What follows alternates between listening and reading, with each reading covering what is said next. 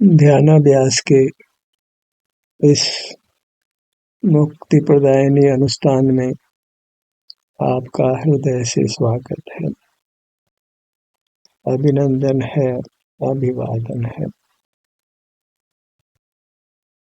ध्यानाभ्यास के लिए कृपया अपने नेत्रों को बंद कर लीजिए। यह कार्यक्रम हमारे भीतर के बंधन से मुक्त करने के लिए है, जो बंधन अति जटिल है। बाहर की अनुकूलता जुटाने का हम रात दिन प्रयत्न करते हैं। अनुकूलता जुटा भी लेते हैं तो भी भीतर कर्मोदय होने पर हम दुख का अनुभव करते हैं। जैसे कोई माता के गर्भ से दो बंधे हुए बालक उत्पन्न हो तो वे पराधीनता का दुख अनुभव करते हैं, भले ही कितनी उनको बाह्य सुविधाएं जुटा दी जाए। इसी प्रकार हम कर्म और कर्म से बंधे हैं। बाहर कितनी भी अनुकूलता जुटा दी जाए, हम पराधीनता का दुख अनुभव करते हैं। हमें उस पराधीनता से मुक्त होना है। बाह्य अनुकूलता जुटाने का जितना प्रयत्न करते हैं, उससे कई गुना प्रयत्न हमको अंदर के बंधन से मुक्त होने के लिए करना है। और अंदर के बंधन से मुक्त होने का प्रयत्न करते हैं तो बाह्य अनुकूलता भी स्वमेव हो जाती है। पर बाह्य अनुकूलता जुटाने के प्रयत्न में आंतरिक अनुकूलता नहीं होती है और आंतरिक प्रतिकूलता बढ़ जाती है। हमें वास्तव में केवल आंतरिक बंधन से मुक्त होना है, तभी हम अंतर बाह्य सुख को पा सकते हैं, बाह्य अनुकूलता को पा सकते हैं। इसके लिए हमें बस अपने शरीर से जुड़कर रहना है। और शरीर शब्द का आशय अपना अमूर्त शरीर है, बंद इंद्रियों वाला होना है। सारे जगत के होने पर भी उसको नहीं होने के समान कर देना है, तभी हम आंतरिक बंधन से मुक्त हो सकते हैं। जब तक हम बाह्य जगत के जानने रूप पर नमन करते रहेंगे, तब तक आंतरिक बंधन रहेगा। बाह्य जगत से बेखबर होकर ही हम आंतरिक बंधन से मुक्त हो सकते हैं। बाहर के पदार्थों का अस्तित्व भाषित नहीं हो, अपना ही अस्तित्व भाषित हो, तभी मुक्ति होना संभव है।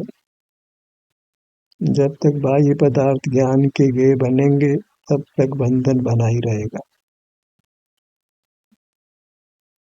हम बाहर से जुड़कर रहते हैं तो कर्म हमसे जुड़कर रहता है, एक नैसर्गिक विधान है।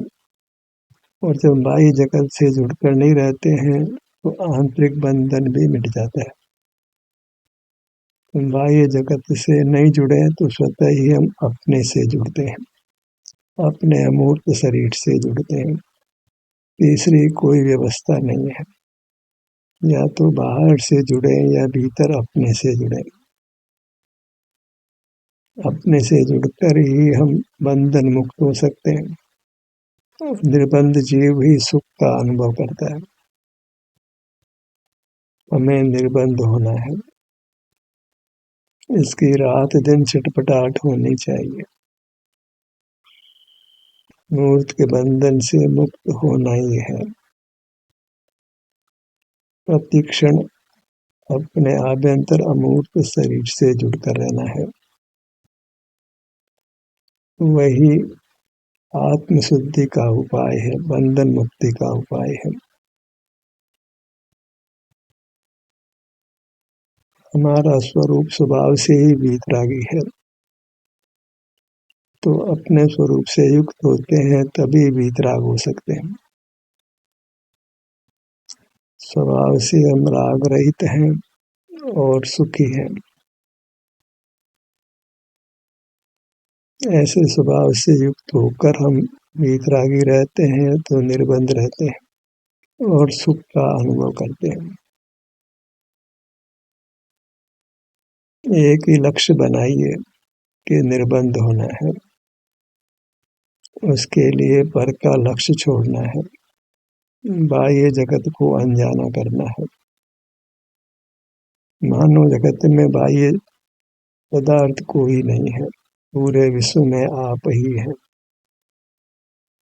तभी हम निर्बंध हो सकते हैं। जब तक पर का भान है तब तक मुक्ति संभव नहीं है।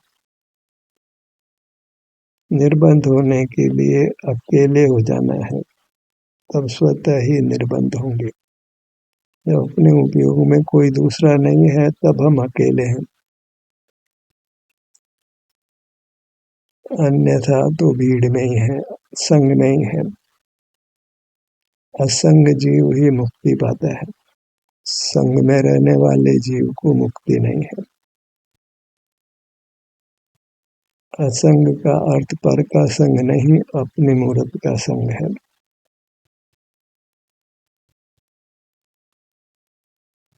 अपने मूर्त का अनुभव करते रहिए, वही सुख का अनुभव करना है, क्योंकि हमारी मूर्त सुख की बनी हुई है।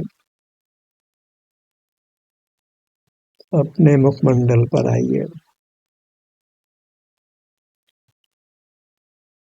जब तक हम अपने में स्थित नहीं होंगे तब तक हमको अंतर से प्रेरणा देनी है, अपने से युक्त रहने की। स्वयं अपने को ही सुझाव देते रहना है कि मुझे अपने से युक्त होकर रहना है, जगत से युक्त होकर नहीं रहना है। जगत का कोई भार अपने पर नहीं लेना है, निर्भर रहना है। कर्म से मुक्त होने का एक बड़ा काम हमारे जिम्मे है, दूसरा काम नहीं लेना है। शक्ति को बांटना नहीं है, एक ही बड़ा भारी काम है, दूसरे काम नहीं करने हैं।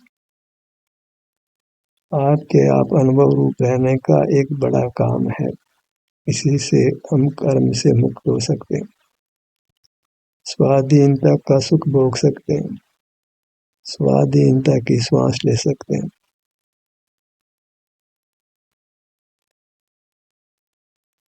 सिर का विशाल भाग।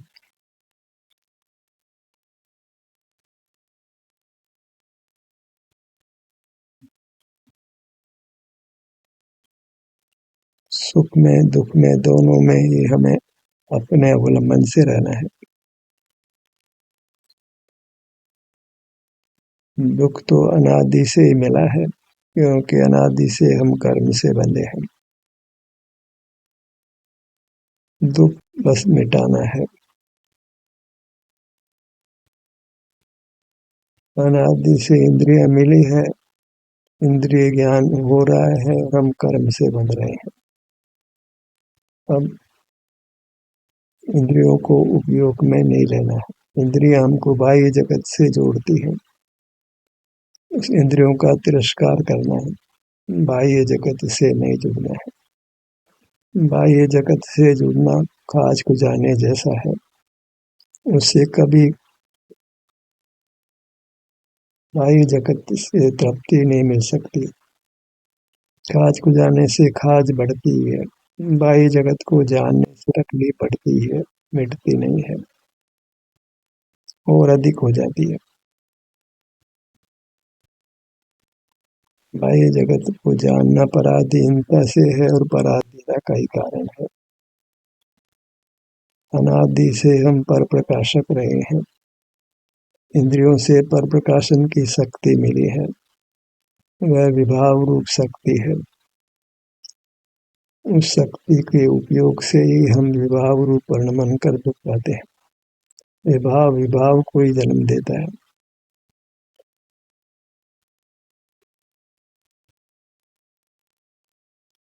अपने मूर्त से युक्त रहना ही हमारा स्वभाव है, वही स्वाधीन है। उसके लिए किसी की सहायता नहीं लेनी पड़ती है, धन जन की आवश्यकता नहीं होती है। इंद्रियों की आवश्यकता नहीं होती, वह हमारा स्वभाव ही है। ललाट के भाग पर आइए।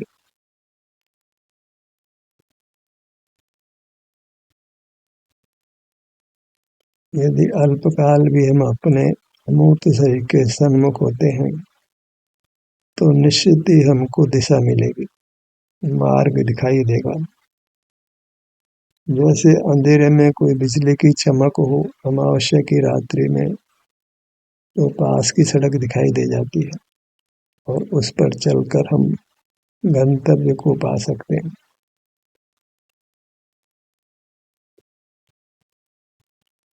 ऐसे ही जब उपयोग अपनी ओर होता है, चाहे विशेष वेदना होने पर या विशेष सुख होने पर, तो वह बिजली की चमक की तरह से है, हमको मार्ग सूझता है।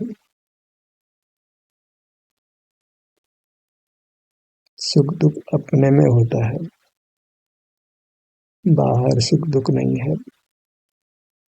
बाहर से जुड़ने से ही दुख होता है, अन्यथा तो हमको सुख ही होता है। हम स्वयं ही बाहर देख कर बनते हैं, इंद्रिय ज्ञान बंद रूप ही है। इंद्रिय ज्ञान को छोड़कर ही हम निर्बंध हो सकते हैं। इंद्रिय ज्ञान हमको पर से जोड़ता है। हम बाहर की दुनिया से जुड़ते हैं तो अपने क्षेत्र में रही कार्बन वर्गना हमारे साथ कर्म रूप होकर बन जाती है। फिर उसी के विपाक में नाना कष्ट उत्पन्न होते हैं।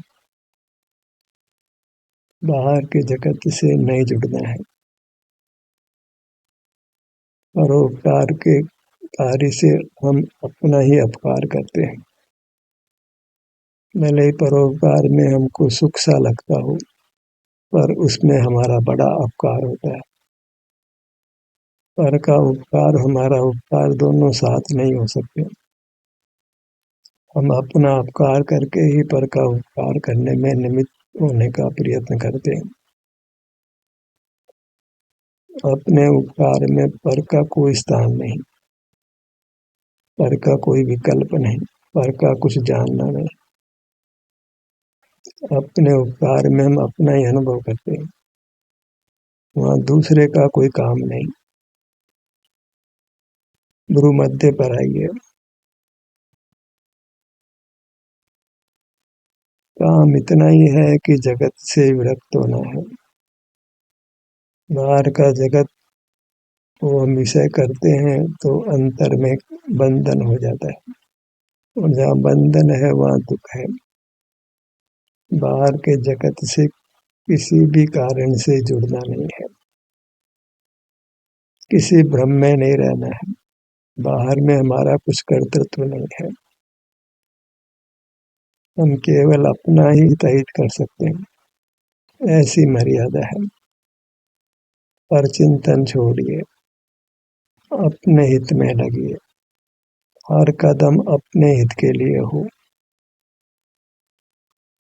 एक क्षण अपने हित के लिए व्यतीत करना है, उसके लिए अपने सन्मुख रहना है, क्योंकि हम सुख के बने हुए हैं। अपने से जुड़कर ही निर्बंध हो सकते हैं, अन्य कोई मार्ग नहीं है। दोनों नेत्रों पर आइए।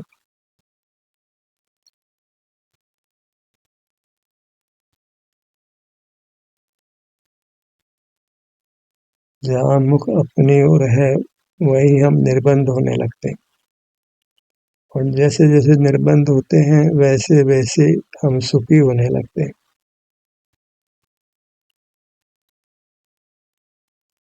पूरी तरह निर्बंध होने के लिए हमें पूरी तरह अपने से जुड़ना है, तभी हम पूरी तरह सुखी हो सकते हैं।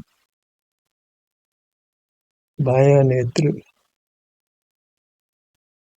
दायां नेत्र।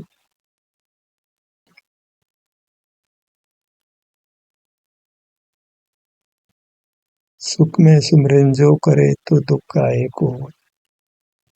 वेदना रहित स्थिति में अपना अनुभव करते हैं तो फिर वेदना नहीं होती। आग लगे कुआं नहीं खोदा जा सकता है। वेदना को उत्पन्न ही नहीं होने देना है। Prevention is better than cure. Cure तो पराधीन है। चिकित्सा कराने के दौरान अनेकों बार चिकित्सा नहीं होकर हम प्राण गंवा देते हैं। निर्बंध हुए बिना सुखी नहीं हो सकते। कितने बाई सुविधाओं को हम जुटा लें। सुखी होना है तो निर्बंध होना है। निर्बंध होना है तो जगत से जुड़ना बंद करना है। अकेले एकत्व में जीना है। इंद्रिय ज्ञान में ही हम एकत्व को नष्ट करते हैं, दूसरा खड़ा होता है, अन्यथा तो जीव अकेला ही है। ज्ञान में ही बंधन होता है, अन्यथा तो अकेला ही है। ज्ञान में ज्ञेय प्रतिबिंबित नहीं हो तो जीव अकेला ही है। ज्ञेय का जानना होता है, वही बंधन रूप है। इंद्रिय ज्ञान ही बंधन रूप है। ज्ञान जीव का स्वभाव नहीं विभाव है। उस विभाव से ही जीव जाननहार होता है, ज्ञायक होता है और संसार में अनंत दुख होता है। सारे संसार के मूल में ज्ञान रूप परिणमन है। बायां कान, दाएं कान पर आइए।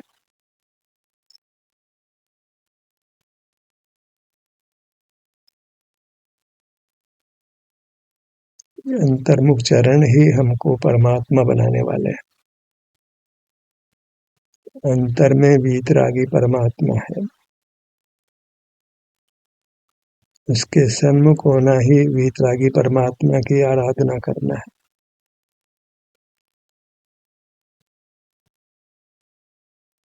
सकल दंड फंद से छूटना है। भयमुक्ता ही दंड फंद रूप है, गले का फंदा है। आत्महत्या करने जैसा है। जैसे कोई फंदा लगाकर मर जाता है, ऐसे इंद्रिय ज्ञान करके हम अपने को मारते हैं, आत्महत्या करते हैं। इसलिए इंद्रिय ज्ञान को अपराध संज्ञा है।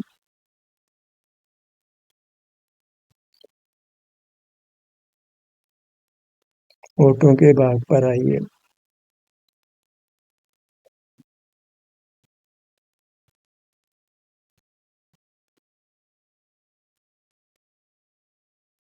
जैसे किसी को गाली देने की आदत हो जाती है, बिना गाली के एक वाक्य भी नहीं बोलता है, वह उसका स्वभाव ही हो जाता है।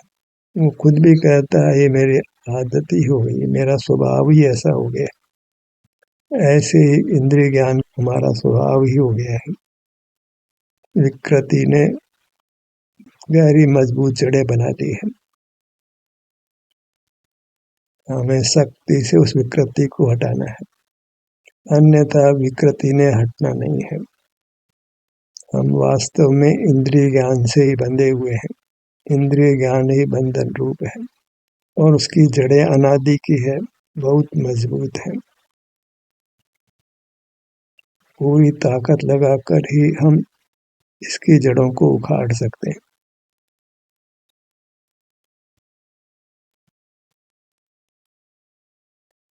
इंद्रिय ज्ञान रूपी बंधन से ही हमें मुक्त होना है। इंद्रिय ज्ञान ही यथार्थ में भाव कर्म है, कलंक है।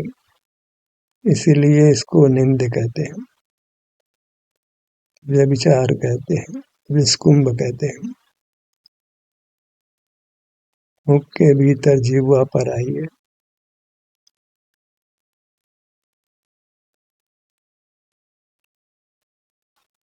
कि मुझे बाहर की दुनिया से हटना है, जगत से नाता तोड़ना है, अपनी मूर्त से ही नाता बनाना है। ऊपर तालु,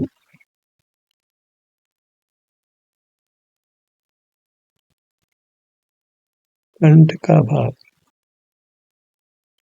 केवल अपने अंगों के नाम का स्मरण करना है, और स्मरण नहीं भी करें तो जब अपने पास आते हैं तो अपने अंगों का अनुभव स्वयं हो जाता है, पर से हटते हैं तो स्वयं ही हमारा संवेदन हो जाता है। उसके लिए कोई स्मृति ज्ञान की आवश्यकता भी नहीं पड़ती। इतना सुगम है ये मोक्ष का मार्ग।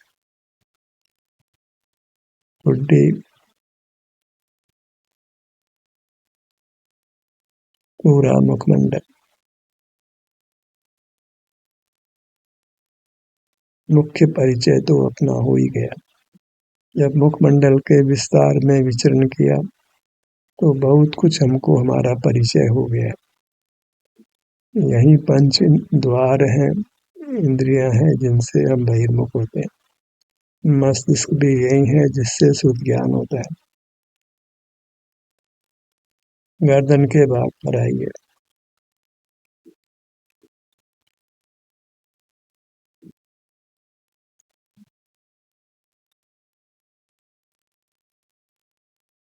सीने का भाग।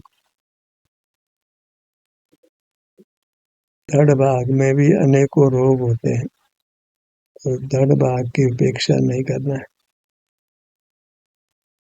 धड़ भाग के रोगों से ग्रस्त होकर जीव अल्पायु में मरण को भी प्राप्त हो जाते हैं।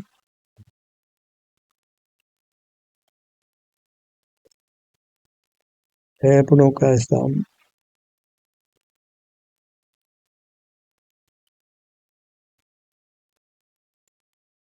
हृदय स्थान।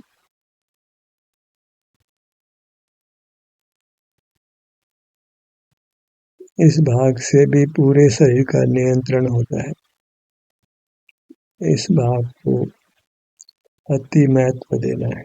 इसकी उपेक्षा करते हैं तो ये अंग रोगग्रस्त होता है तो जीना भारी हो जाता है। हृदय स्थान की संवेदना से बार बार युक्त रहिए।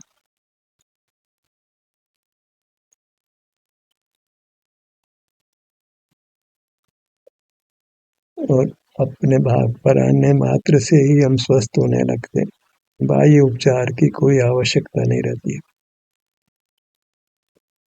स्वास्थ्य पाने का ये अत्यंत स्वाधीन उपाय है, निर्दोष उपाय है, गारंटीड उपाय है।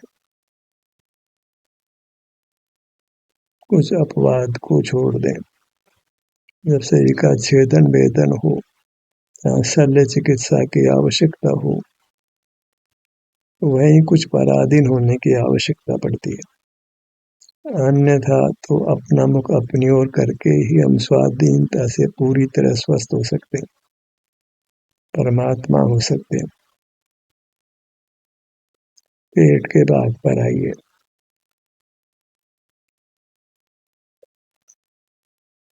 अनुभव का महात्मा अनंत है।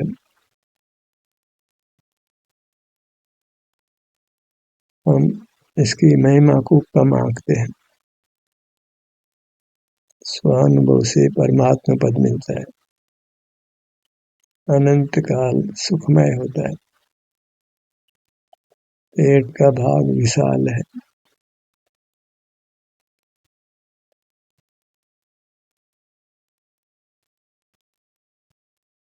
नाना मूर्त अंगोपांग यहाँ पर हैं जिनके निमित्त से हमारा सुख दुख निर्भर करता है। कोई अंग रोगग्रस्त होता है तो जीना दुर्भर हो जाता है।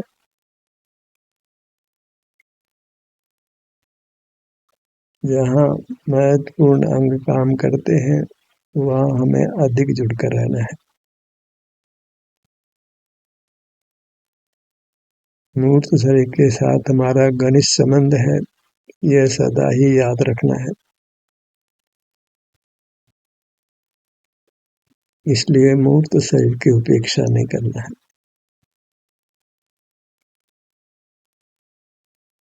मूर्त शरीर के अस्वस्थ होने के कोई कारण नहीं देना है। यह व्यवहार मोक्ष मार्ग है। पीठ के भाग पर आइए।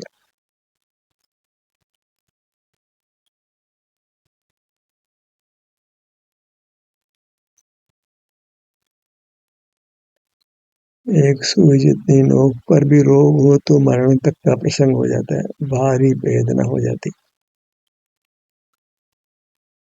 एक बाल तोड़ रोग होता है, वो भारी वेदना पैदा करता है।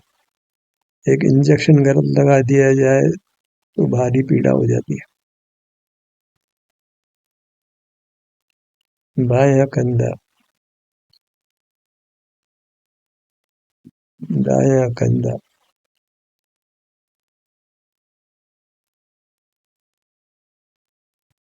बाएं कंधे से दाएं कंधे तक का भाग। ध्यानाभ्यास में भी हम कुछ विषय सुख होने जैसी कल्पना कर लेते हैं, और वह विषय सुख जैसा सुख यहाँ नहीं मिलता है।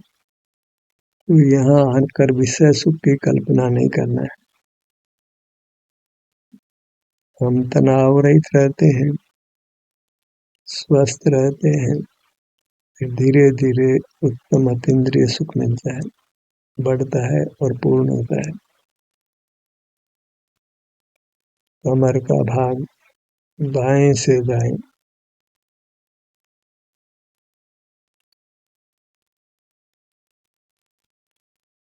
दाईं भुजा,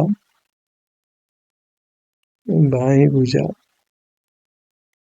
अपना परिचय पर का मोहताज नहीं है, क्योंकि हमको अपना अनुभव होता है।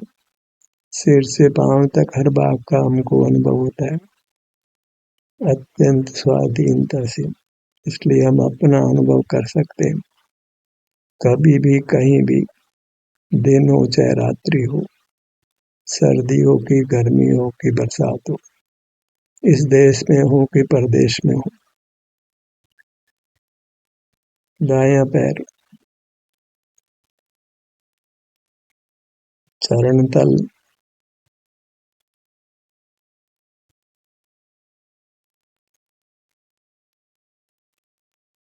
बायां पैर, चरण तल, दोनों पैर, दोनों भुजाएं। यह परमात्मा की मूर्ति है, जो देवालय में प्रतिमा स्थापित करते हैं, वह पर परमात्मा की आकृति मात्र है, वहाँ पर परमात्मा नहीं है।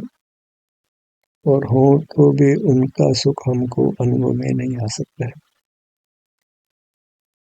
और परमात्मा तो भूतकाल में हो गए, अभी नहीं है। अभी तो हमारी मूरत है, इसलिए हमको हमारी मूरत की ही परम शरण है। यही वंद्य है, यही आनंद दाता है, यही परमेश्वर है। हमारा नाथ तो हमारी मूरत ही है। इसी की शरण में रहना है, इसी के सन्मुख रहना है, और इसी से निर्वाण मिलना है, परमात्मा हो जाना है। ध्यान का सत्र यही समाप्त होता है।